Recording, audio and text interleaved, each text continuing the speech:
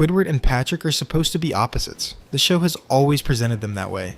Squidward is bitter, sophisticated, self-aware, suffering. Patrick is cheerful, simple, oblivious, comfortable. One is a failed artist with too much self-knowledge. The other is a starfish who once forgot what pants are. They are meant to be the extreme ends of a spectrum. They are not supposed to have anything in common. Except they do. They have almost everything in common, and once you see it, the whole show changes. Here is the actual premise.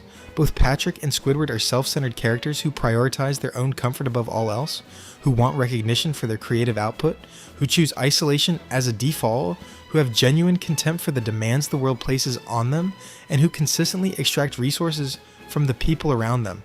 They are running the same operating system. Squidward just has one component that Patrick does not have, and that component is the only reason Squidward is in pain, and Patrick is not. Start with the art.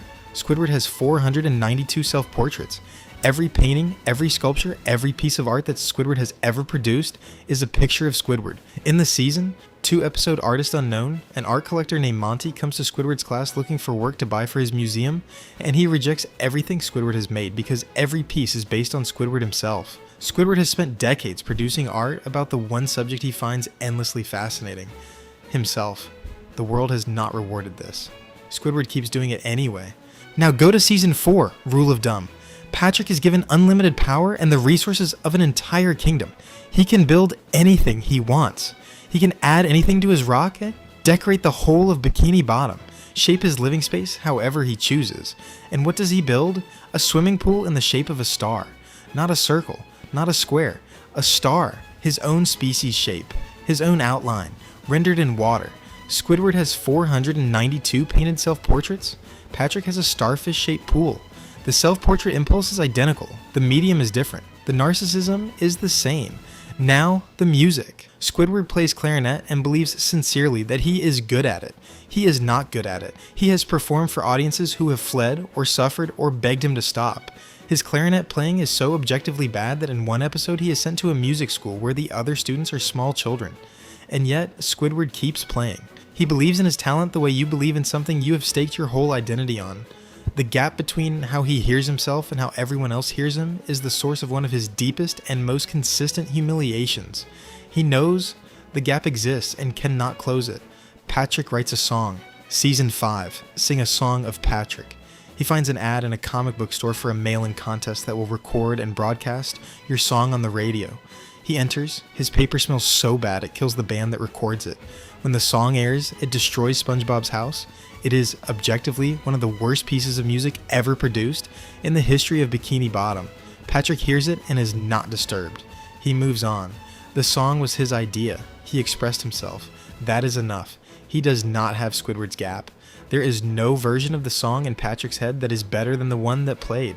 So there is no humiliation to feel. He wins the musical ambition competition with Squidward by having no standard to fall short of. Then there's the isolation. This is the most direct parallel and the most devastating one. Squidward has spent the entire run of the show trying to escape his neighbors. He has looked for quiet, for space, for a life without SpongeBob and Patrick right outside his window. In Season 2, the episode Squidville, he gets it. SpongeBob and Patrick's reef blowers destroy his house, and he moves to Tentacle Acres, a private community built entirely for octopuses. Every resident looks like him, sounds like him, plays clarinet, rides a bike, buys canned bread. He has found his people. He has found the isolation and the sophisticated company he always wanted. He is bored within days.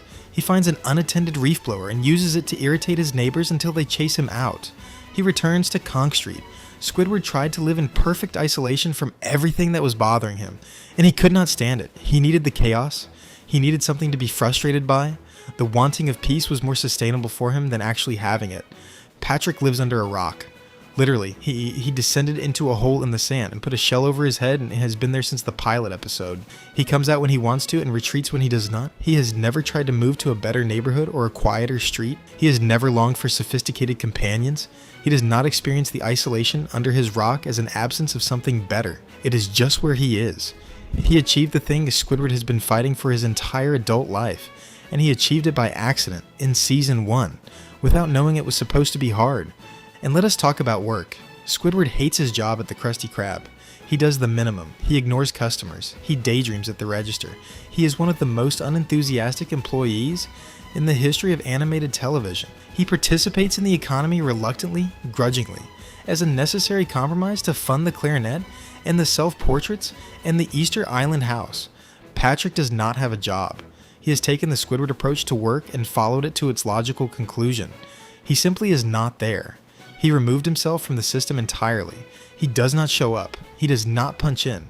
He has achieved a level of professional non-participation that Squidward has been unable to reach, despite wanting it for 25 seasons. Patrick wins the not working competition by not entering it. So what is the one component that separates them? What does Squidward have that Patrick does not? And why does having it make everything worse? Self-awareness. Squidward knows exactly what he is, and he knows exactly what he is not. He knows his clarinet playing is not as good as he wants it to be, even when he insists it is.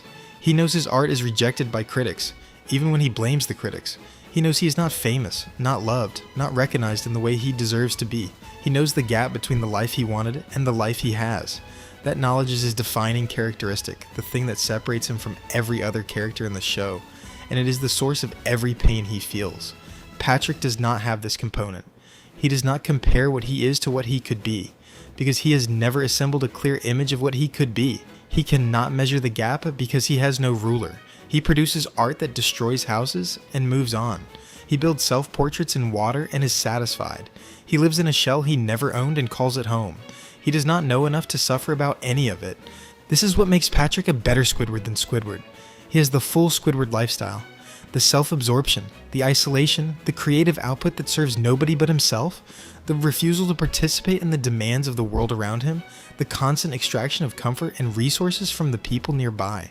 He has all of it, and he carries it without the weight that makes Squidward's version of it a tragedy. He runs the same program with the suffering module removed. And this is where things take a dark turn, because Squidward can see this. He is self-aware, which means he is aware of Patrick's life as well. He has watched a starfish with no ambition and no consciousness of failure live the exact existence that Squidward has been fighting for and falling short of for his entire adult life. Squidward has been producing self-portraits. Patrick built a pool. Squidward has been practicing clarinet. Patrick recorded a song. Squidward has been trying to escape his neighbors. Patrick is already under a rock. The reason Squidward is in pain is not SpongeBob. SpongeBob, at least, is trying for something that Squidward could respect. Growth, achievement, a driver's license. SpongeBob is working towards something. The reason Squidward is in pain, the real reason, is that his next door neighbor on the other side is already living the Squidward life better than Squidward can. And Patrick does not even know it. That is the cruelest joke in the whole show. Not the souffle, not the clarinet, not being passed over for Krusty Krab manager. The cruelest joke is that the thing Squidward is reaching for has been right next door since season 1, wearing a pink starfish suit, not reaching for anything, and completely at peace.